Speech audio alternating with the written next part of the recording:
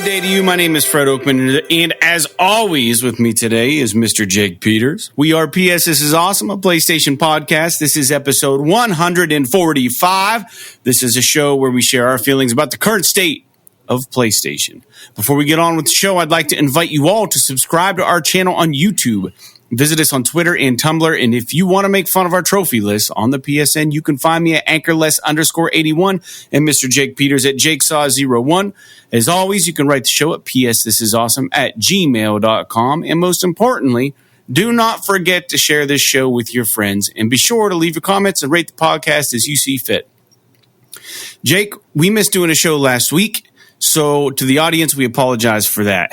Jake's got some home renovations going on. I've been trying to keep my musical career afloat during COVID-19, and I wanted to give both you and I some time, Jake, to play The Last of Us Part 2. On account of that, I've also slowed down my YouTube reaction videos, but I do plan on getting back to them. So without further ado, Jake, how are you doing today? I'm doing pretty good. I'm actually super fucking tired because it was a really, really busy holiday weekend for me. I had family in town. So basically from Wednesday, whenever I was out of town for work, through yesterday, which was Sunday. So Wednesday, Thursday, Friday, Saturday, Sunday, like every day I was just busy all freaking day. But it was a good time. Good. Glad to hear it. Yeah, not much going on this end. As you well know, because you were part of it, we had shows on Friday and Saturday. We played some music, and we social distanced. So don't worry, everybody. We kept it as safe as we possibly could. You know, I don't know. That's about where we're at. As far as games that I'm playing this week, Jake, I'm going to be completely honest. Since I've played The Last of Us Part 2, I have not played any other video games. I beat that probably at the beginning of last week, and it's just kind of resonated with me to a point where, like, I didn't feel like picking up Assassin's Creed Origins again, and I don't know. I didn't feel like finishing the Life is Strange final episode. I did see that there's like some VR games that have Iron Man VR, I believe, is coming out. But I did get kind of like a hankering to play like a VR space game because I kind of want to get as far away from this planet as possible right now. So I thought like floating around in outer space might be really cathartic for me. But I didn't download any VR space games, although they do exist. What about you, man? Are you playing anything? No, I'm still playing The Last of Us. Kind of just taking a really long time to get through it.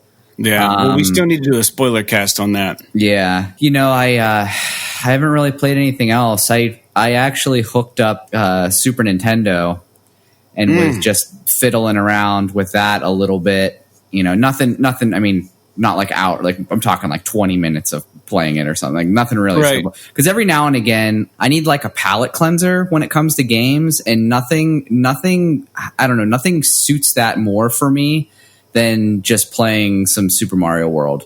Like I don't know what it is. Like that. You know, It's one of those things where it's like I can't really. There are very few gaming experiences that are as pure to me as that, and so like whenever I'm feeling, you know, I don't feel the particular desire to play anything really, you know, complex or emotionally or just gameplay wise. You know, I'll pop into that a little bit so I can still kind of play something, but not, you know, maybe stress myself out as much as I do playing some of these other games. Because I mean, I haven't beat The Last of Us yet. I'm about 22 hours into it, 23 hours, something like that. Yeah, you're getting there. You know, I'm enjoying the game, but there's something to be said about the fact that like there's nothing about it that I would consider to be, you know, feel good. At least not so far. So like, well, without spoiling anything, I mean, there are some moments, right? Yeah, but it's like, you know, you're talking about it, like compared to the Last but of Us. But it's laced with sadness. The moments are laced with the sadness. The first Last of Us was the same way, right? The story was really heavy and everything, but they had like the moments of levity were a little bit more direct. You know, they had all of Ellie's puns and all that stuff. She was always referencing cracking these jokes and stuff. And then, but in The Last of Us 2, there's none of that. It's like you got this like wet blanket on you the whole time you're playing. And, you know, occasionally like a one little ray of sunshine will come through, but then it's gone. Like it's weird. Yeah. I'm not saying that's bad. I'm just saying that, I don't know if you saw. It's heavy. I don't know if you saw, Fred. I didn't read it all the way into it, but there was one particular games journalist that was getting fucking lambasted on the internet because he basically said, that The Last of Us Part 2 was like playing the movie Schindler's List for 30 hours. Like just in the way that it made you feel. It never let up, Of course, the industry being what it is, everybody like took his fucking words at face value and they're like, you can't compare The Last of Us to the fucking Holocaust. And it's just like, come on. But, I'm not going to get into that political argument as stupid as it fucking is. But, but he makes a good point. In that, like the game, Schindler's List is arguably one of the greatest movies ever made. But it's not something that you want to go back and rewatch, right? But it's not fun. You know what I mean? And it's kind of it's not like really, it's not enjoyable in the very least. But you can appreciate it for what it is and in the story and the. You know what I mean? Yeah, and you think of like newer TV, like Breaking Bad and stuff like that. Breaking Bad is, in my opinion, some people like it, but in my opinion, Breaking Bad is not fun to watch, right? Yeah, I understand. It's arguably one of the better TV shows ever made, at least in the past 10 years or so. Sure. It's like taking enjoyment from watching Unsolved Mysteries. Yeah. Although Unsolved Mysteries, maybe not Unsolved Mysteries. My wife watches a lot of Forensic Files. Yeah. And there's something fun about like watching the science behind them, like figuring it out, See, Unsolved Mysteries is just, it always ends on such a bad note. Like they've introduced that to Netflix. They have a brand new season. And the music, let me tell you, is so scary. If you go to bed watching Unsolved Mysteries, you pretty much have surrendered to the idea that you're probably going to be murdered in your sleep. It's weird. It's awful. Yeah. Because people just fucking disappear. Then they find their remains. And then it's like, if you know anything about the disappearance of blah, blah, blah, blah, blah on the night of blah, blah, blah, blah, within the 13 minutes from the first call to the last call, please notify sheriff department. It's like, that's how every single episode ends. You're just like, oh my God, like this person literally died and no one knows how or why or who. And it's just so scary. It's just like a scary, you don't like shut that off and be like, oh, all right, what's for dinner? Yeah. It's not like, it leaves you in a bad place. Man, I understand. What's the music like? Is it like, I'm imagining it like the fucking Halloween theme or something. Yeah. It's exactly like That's that. Awesome. Yeah, it is. Like it's some really John good. Carpenter shit. That's so cool. It's a straight ripoff. The theme song, the theme song for Unsolved Mysteries is straight ripoff of Halloween. Jeez, but yeah, no. So yeah, we're kind of off on a tangent, but this game. I was watching an interview with Troy Baker, the guy who voices Joel in The Last of Us, Part 2. And I'm just going to bring up, since we're talking about it, he indicated that this is not a game that cares what the gamer feels. Like, it's just got a story. It doesn't care that you may not enjoy the journey. It doesn't care that you don't want to play the game for 30 plus hours. It doesn't care. You know what I mean? Like, and it doesn't care about certain parts and certain things that happen. It doesn't care if certain people are good people. It doesn't care if certain people are bad people. It is a slice of this world. And I shouldn't say people, I should say characters, because they're not real people.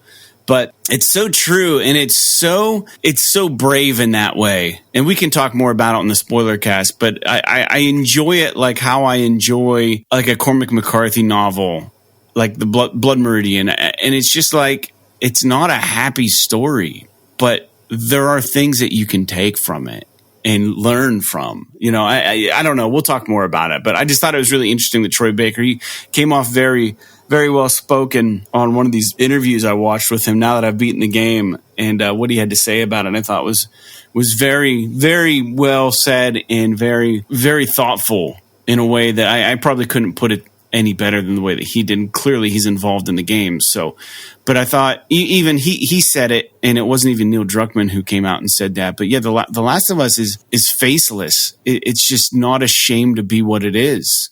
And, you're either going to like it or you're not going to like it, but the game doesn't care. I have a weird opinion, and I don't know, maybe this isn't like spoilery at all or anything like that, but, and I could be 100% off base on this, but it feels like it has a decidedly different writing style than rest of the Naughty Dog games.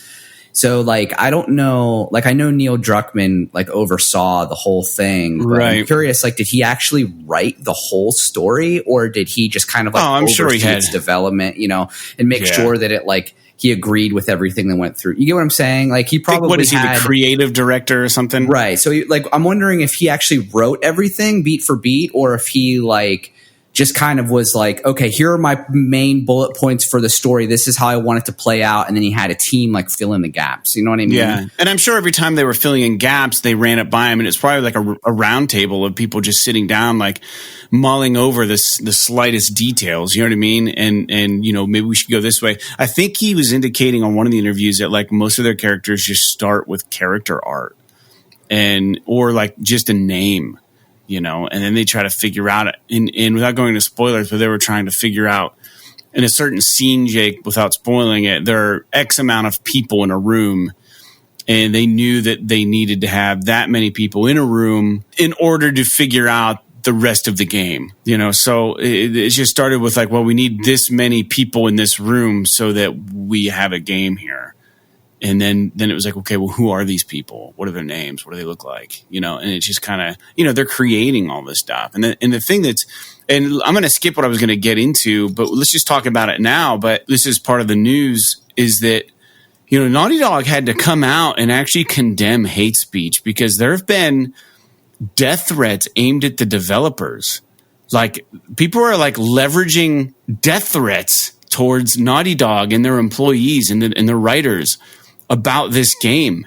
And it's like, back the fuck up. Like these aren't real fucking people. Like, you know what I mean? Like this is a story. It's not real. But I think the thing is that Naughty Dog does it so well and people actually should start to believe that everything's real in these games. It's really kind of scary that when the gaming community does something like that, and it isn't the first time. This has happened with many different developers and different game companies, and it's just like, why all the hate in the game industry, man? Like I can't get down with it. Dude, it's there's always going to be, I mean, I hope not always, but it's like now I will admit, without agreeing to anything that you're saying, that based on what I've experienced so far, there is an element of like basically everything that like all of the, we'll say, or a good portion of the social issues that are being struggled with right now in the United States, right, are pretty much all represented in this game. So it's not like it. Like what I'm saying is that like it doesn't like it seems like I can understand from somebody who maybe is not, tied into the world at large, or maybe is a little bit more conservative, or is a little bit, on the I don't want to say like ignorant side or anything like that, but like, they may look at this and just see like, oh, this is just, they're just freaking shoving this, progressive ideology down my throat. But my response to that is like, don't fucking play the game. Like the developer owes you nothing. Like this is their story. They're telling it. And if they're using it as a tool to make a political message, that's their fucking responsibility. I mean, that's their prerogative. They're making their game. And, I honestly commend them for taking literally one of the most anticipated games in the history of gaming and having like the balls to be like, and saying, this is who we are. This is what we believe in. We're not going to make this game be about, we don't really care what anybody thinks. Right. So like, it's amazing to me that they had the wherewithal to be able to do it. And my personal favorite thing about that whole situation is just how Neil Druckmann has been responding to all of the haters about this whole thing. Like he's been so just, I don't know if stoic is the right word through the whole thing, but just like, just very like, when people are like, I don't like that you did this, I don't like that you did that, in terms of the, the social, social justice has a little bit of a negative connotation nowadays, but like that kind of thing, he's just like, don't fucking play it. Right. He's like, this is the story. No one's making you play this game. Don't play it. And and sometimes it honestly sounds like he's just like, he like doesn't want them to play it. If they're going to be that if they're going to be that close minded about and that's stubborn about the issues and what the game tackles, then don't fucking bother. Go. Even though I would venture to say that it's those individuals that stand to gain the most from playing through the whole game. And that's what's so sad about it is the folks that the game is seemingly not resonating with are the ones who stand to gain the most. Not that anyone is going to gain less from it, but like you mentioned with I don't even think that it's political in nature. I mean, it can be perceived that way, but I don't think that is the point of the game by any means. I mean, there is one story arc that we just got to specifically where I'm just like, oh, I think I know what you're talking about. This is literally like pointing fucking crosshairs at a specific demographic that like there's no other way to take it. And I can understand, why some people might have an issue with that depending on their background. So, but I'm not, condoning anything that, the hate speech or any of that. I'm just saying that I can understand when you're saying that there's no political agenda. I agree with you for the most part, but there is one specific, and when we get to the spoiler cast, I'd like to really kind of hash it out. We'll tackle it. Yeah. That's one of those things where I'm just like, they had a message with this specific thing. So it might seem that way. Anyway, we don't have to keep talking about The Last of Us, Yeah, I'm excited to talk about it, dude. All right. So anyways, with that being said, keep your eyes peeled on this podcast because we will have a Last of Us Part 2 spoiler cast where Jake and I will talk a lot about the story, our opinions of the game, just pretty much everything about it. And we're going to play through it and talk about it. And we'd like for you guys to join us in that open conversation. Listener questions. We actually had a question, Jake. My buddy LJ wrote in and asked, it's like a 3-parter, and I just want to see where you're still at on this because we are through June into July.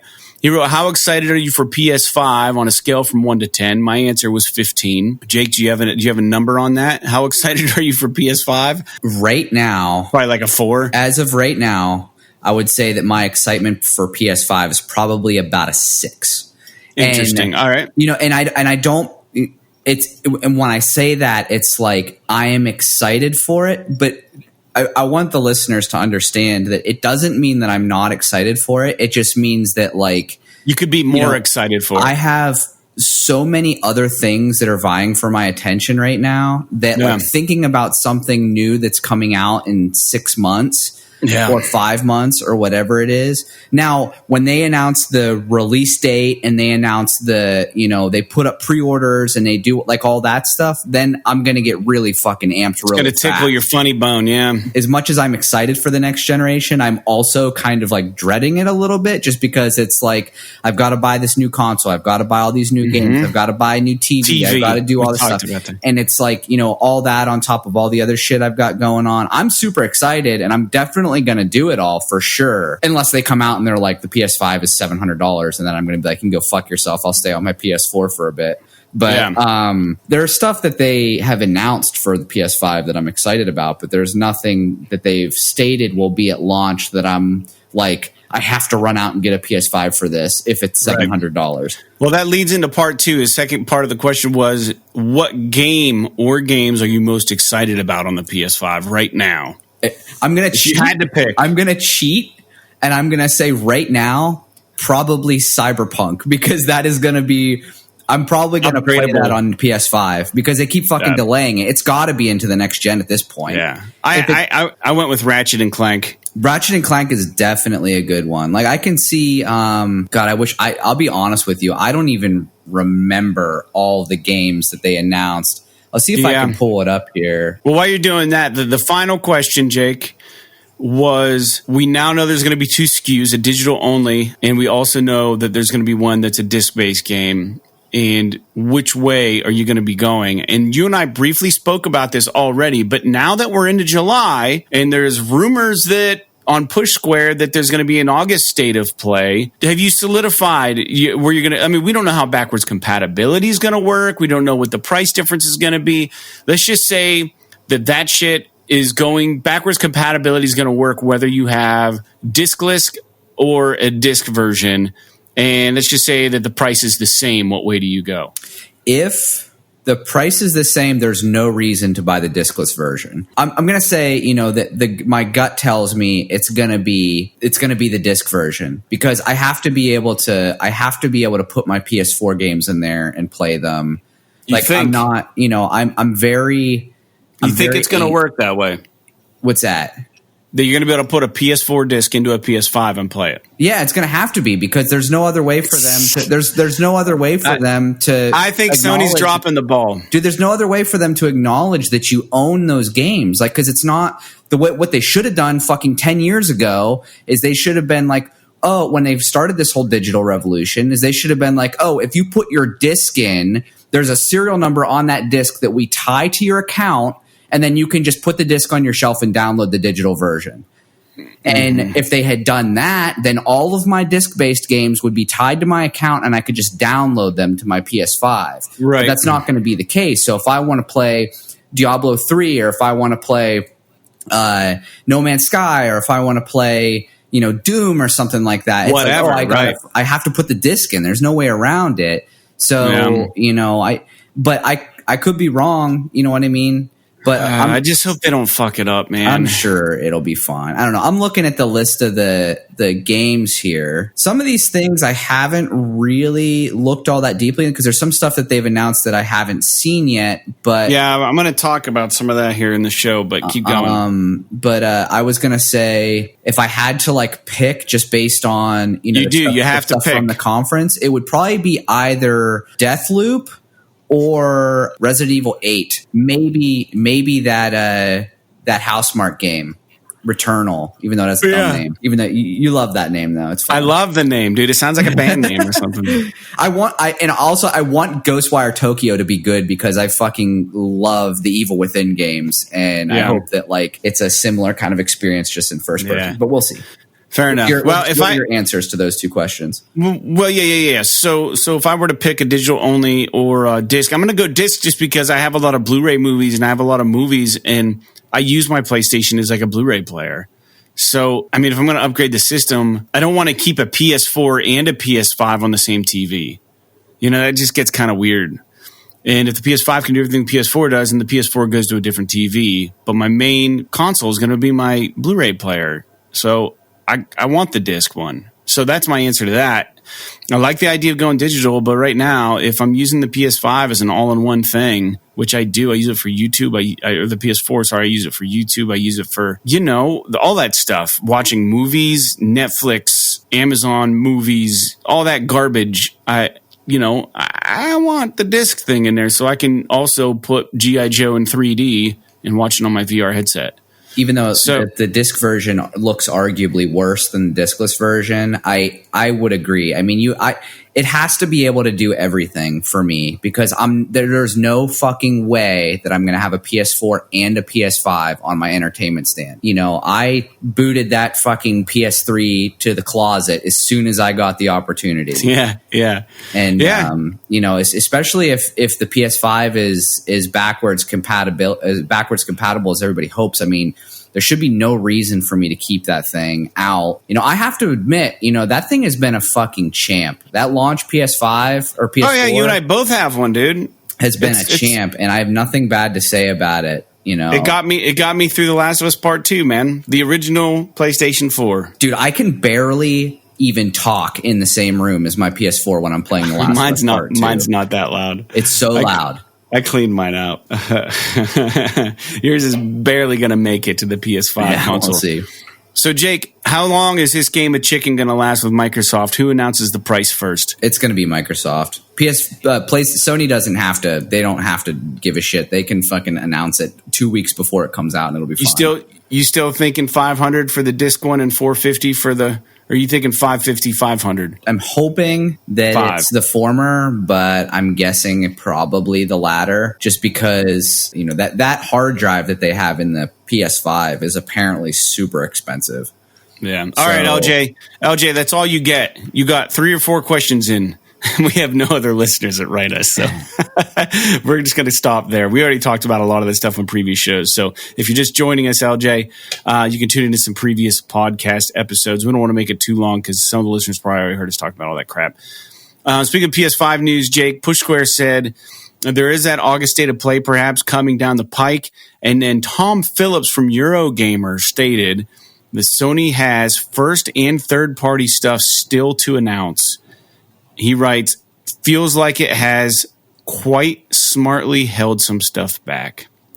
What do you think Sony's sitting on? What do you think they've got? First-party shit still? Like, what do they got? It's got to be some kind of like, it's probably nothing when I say nothing major, I mean like it's probably not like a major new IP. It's probably something like we've talked a little bit about, maybe a Resistance trilogy or something like that. You know, I could see, or like a Killzone. I could see them doing something in that space. I honestly don't really know.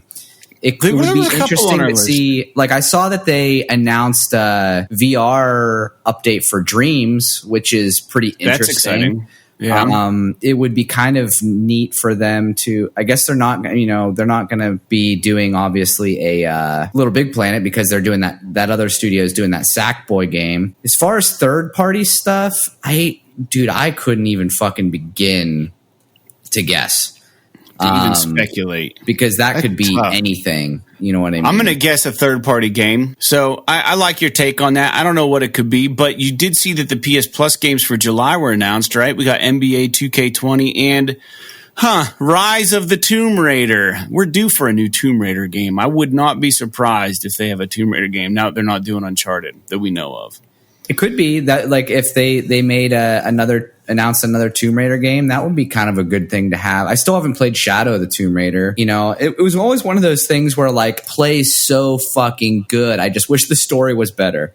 Just a little better, yeah. You know, because when I play a game like that, I'm like, man, if they had the story of Uncharted, but the gameplay of Tomb Raider, it would be like the perfect action adventure game. Yeah. Uncharted's pretty good, but then we're also getting another free game called Erica. Have you ever played that game? That's that. Isn't that like it's like a story live game. Action interactive? It's thingy? Something weird. I don't know. It's something weird. It has a good Metacritic score, but I'm probably going to play that, and I'll probably download the Tomb Raider game or at least add it to my thing. I'm not interested at all in the basketball game. I don't watch basketball. I know nothing about basketball. The only time I played basketball when I was in like junior high and I just shot around in the local court with some friends. I wasn't very good at it. My favorite thing to do with basketball is play pig. So that and maybe Knockout was kind of fun. But what about you? You get in the basketball game? I mean, I'll claim all of this stuff, but like I would have to be... I appreciate basketball from like an outside perspective. It's absolutely. It's like how I feel about baseball.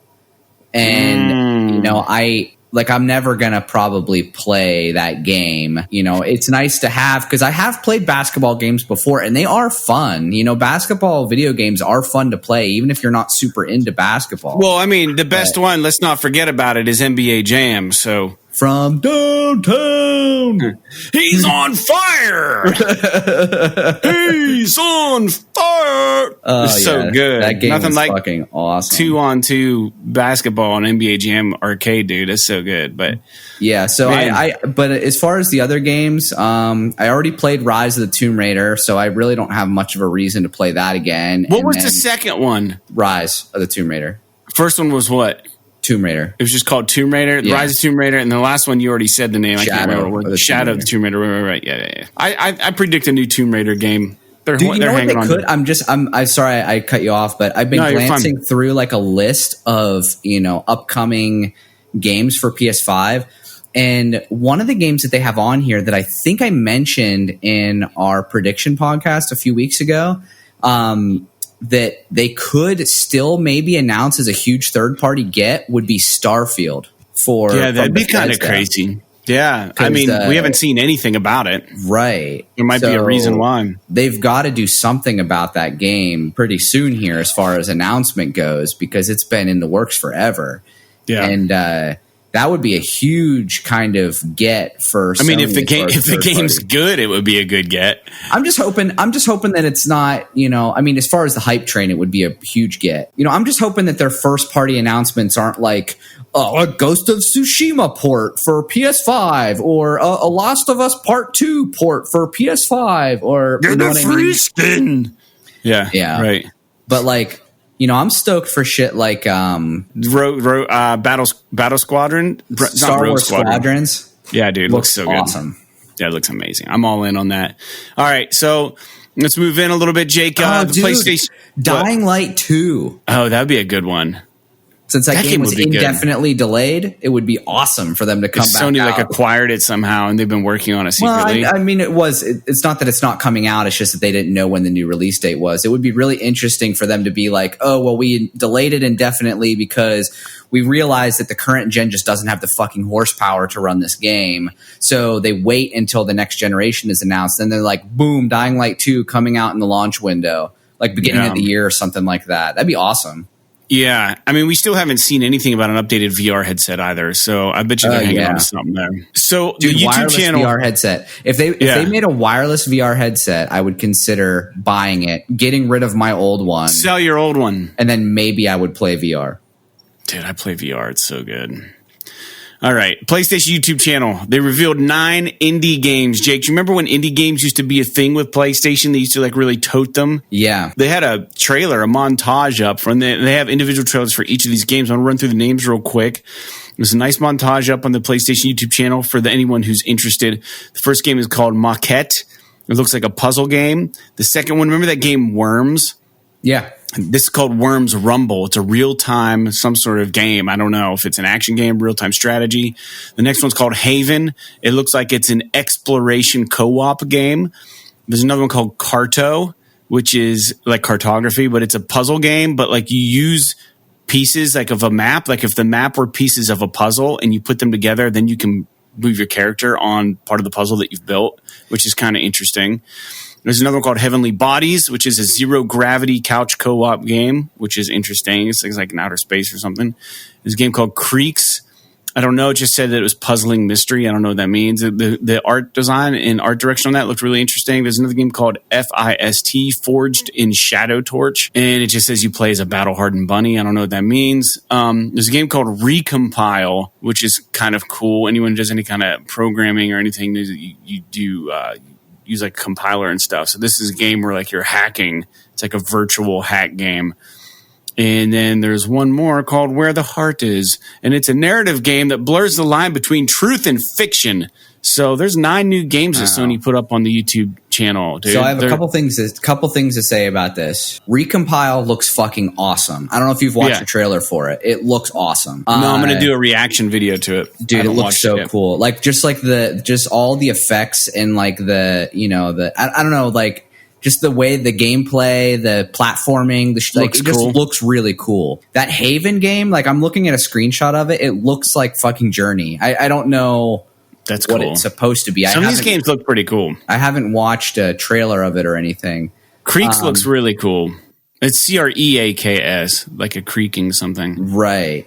That Heavenly Bodies game is one of those games that could be really fun because I don't know if you ever played that game, The Swapper, but yeah, dude, yeah. The Swapper looked really kind of jank and shit like this Heavenly Bodies game, but it was fucking awesome. And if Heavenly Bodies is kind of a puzzle, because the Swapper was more of a puzzle game about making copies of yourself, whereas the Heavenly Bodies is like a space kind of game where it's like a physics based puzzle game. It could still be cool as shit. I mean, dude, I really hope that with Shuhei Yoshida, who's the new dude, what if we get a new Silent Hills game? Indie development.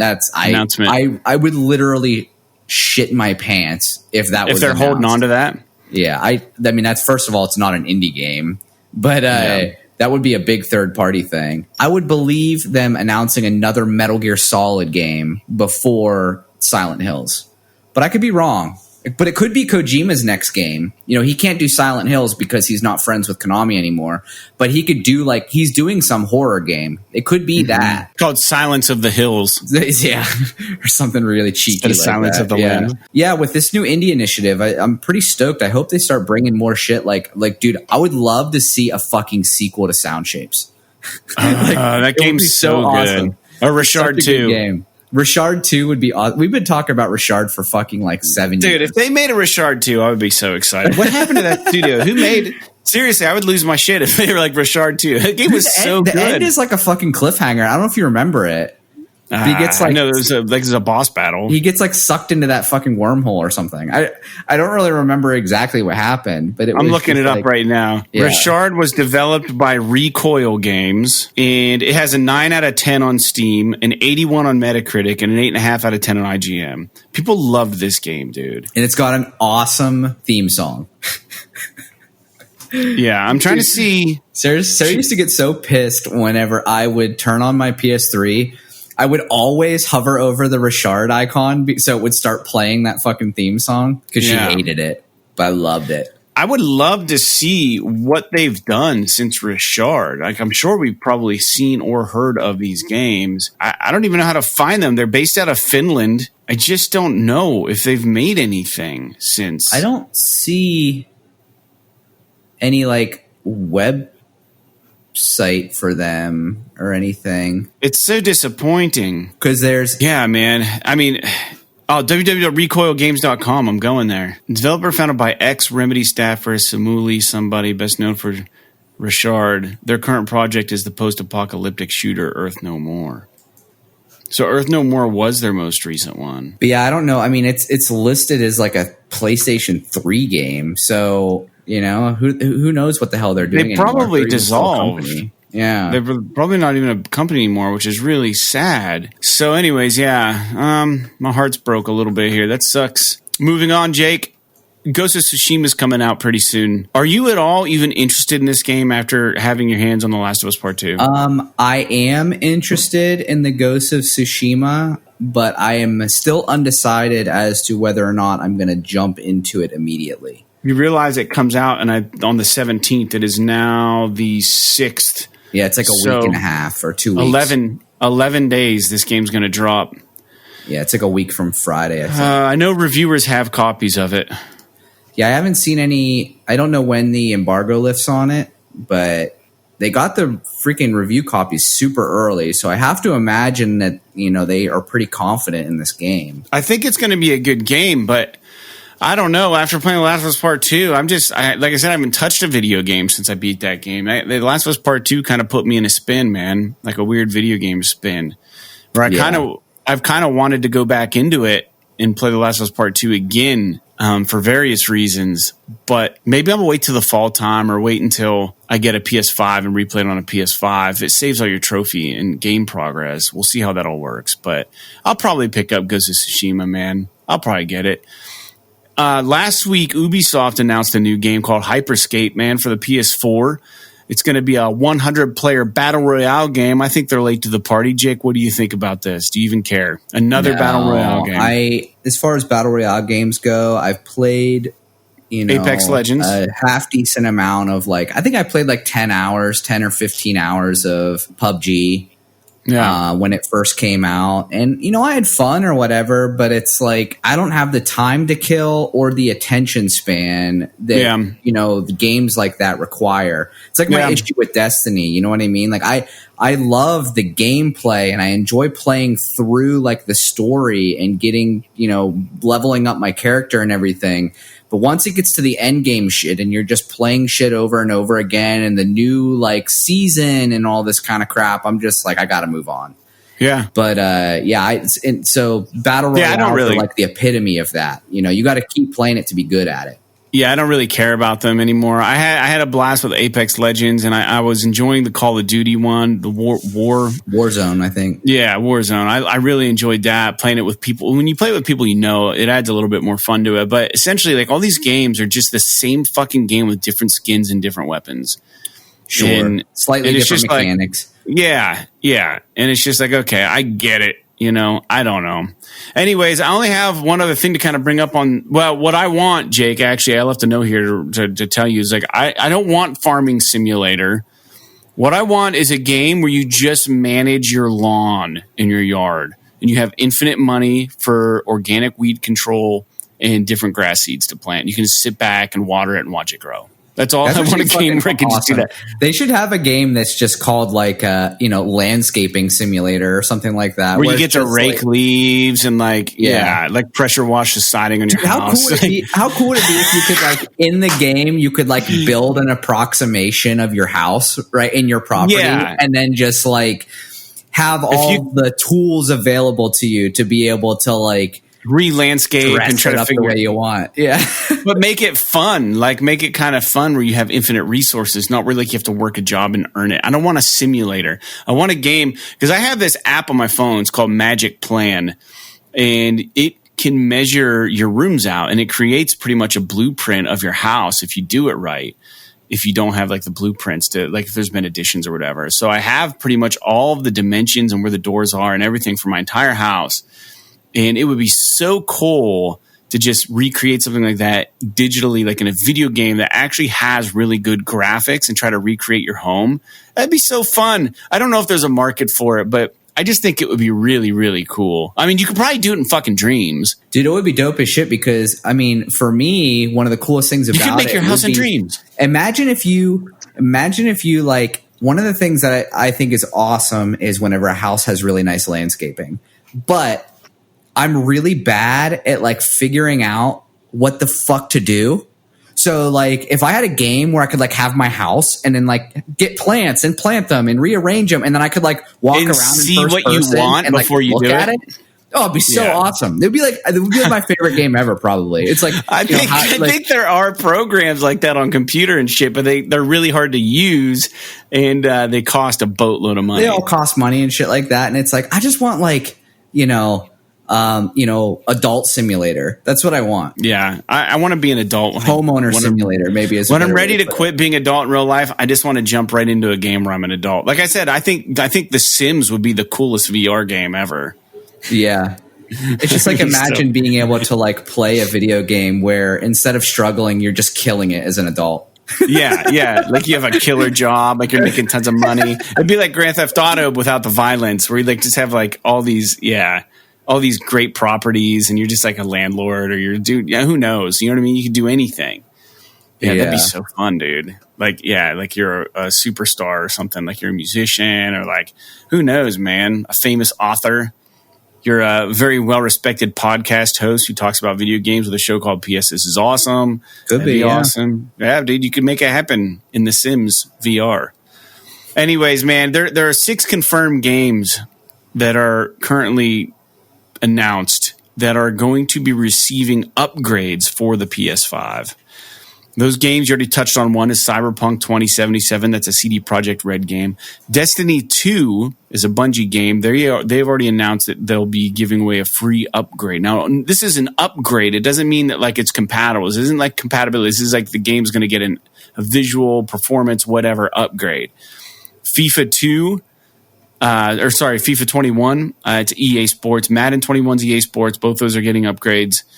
Marvel Avengers, which is Square Enix, Crystal Dynamics, and Eidos, however you want to say it, Montreal, is going to be getting an upgrade for the PS5. And then 2K has NBA 2K21.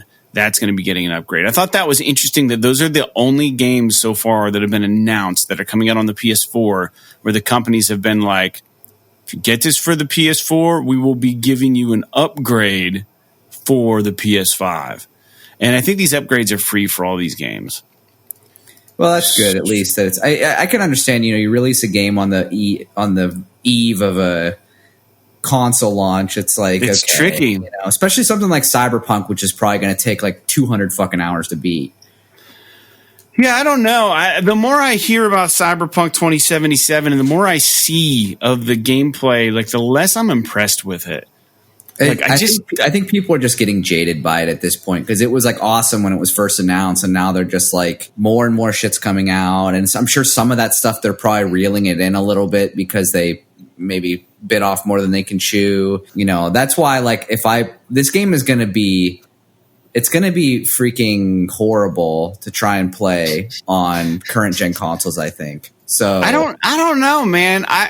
The visuals, like I saw like some melee combat and stuff, and like it just didn't really grip me. Like I kind of expected it to look better, but then The Witcher wasn't really the smoothest game to play either, if I'm being honest.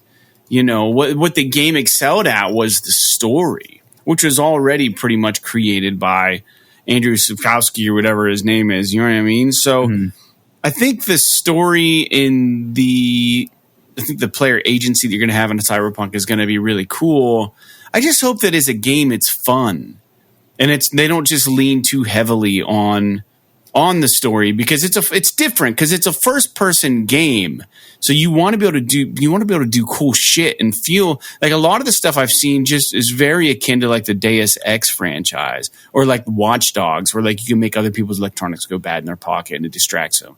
Like I've seen that stuff, and I wasn't like super impressed like when it came out. So I'm not crapping on the game by any means. It's one of my most anticipated games right now, but I just hope it doesn't fall flat.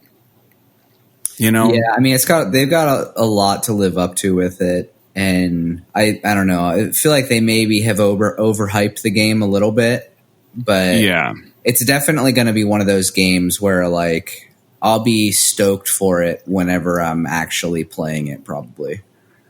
Yeah, it's going to be really interesting, man. I think it's going to be interesting. Do you have anything else you want to talk about today, man? It was a pretty weak show. There hasn't really been a whole lot. Well, I mean, the big bomb that dropped was the PlayStation thing. We talked about that, the big Future of Gaming event. We had a good podcast on that. We took last week off. I mean, we've just kind of been cruising, Jake. We're waiting for some stuff to talk about. You haven't finished The Last of Us Part 2 yet, so there's not really a whole lot for us to talk about as far as games we're playing, because that game requires so much time and so much attention that I'm really excited to have those conversations with you when we get to that point. But, I don't want you to rush through it for the sake of the podcast. So is there anything else you want to touch on that you saw, or anything that you're semi-interested in that you want to bring up on the show? No, I think that, we're in a weird spot right now, and summertime is always a dead zone for gaming and stuff. So, it's a little bit less dead now that we've got all this, console stuff going on. I think that this week or next week, Microsoft is doing their big showcase. So we'll know more about the Xbox, and I'm guessing that they will probably come out with their price and release date and all that shit then. I could be wrong about that. Who knows what and they still have to announce a bunch of games and shit too, like Halo and stuff. So I'd be curious to see what they come out with. But well, yeah, I mean, I think we'll be able to gauge whether the price points we're speculating. I mean, what if Microsoft comes out and they're like, yeah, our system's like $600? If they said it was like $600, yeah, I don't know. I highly doubt that's going to be the case, but it's possible.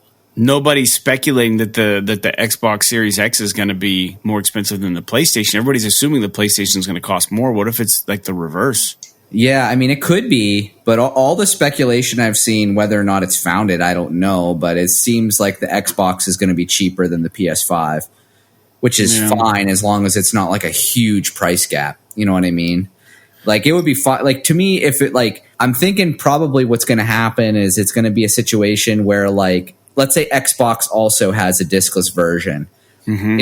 Xbox One X or Series X discless version is $450. The version with the disc is $500. And then Sony comes out and they're like, well, our discless version is $500 and our disc version is $550. So it's like they're like the same. Like, you can get both of those consoles for $500, but you maybe just get a little bit more with the Xbox as far as the disc is concerned. I'm guessing it's going to be something like that, but I guess I don't know. I mean, how can anybody know? Wouldn't it be interesting if they were literally just pound for pound the same price? It would be very interesting, because I think that Microsoft would really have a struggle on their hands if that was the case. They almost have to undercut Sony on price on this. But if they announce first, how are they going to know unless they have a leak within Sony that's giving them an idea? I'm sure they have all kinds of logistics, and they have data that they've pulled and research and trying to figure out exactly what's in the Sony machine to try to guess what they're going to price it at. But I mean, man, if they both come out and they're the same price, if Microsoft announces it first and Sony's like, you know what, we can match that. Yeah, let's do it. That's going to be an interesting conversation. Yeah, Microsoft's going to have to be competitive. I mean, they're going to have to come out, and my guess is that they're going to come out and they're going to make it as cheap as fucking possible, just to be as competitive as they possibly can. Even if maybe it means taking it at a loss a little bit, just to kind of win that price war.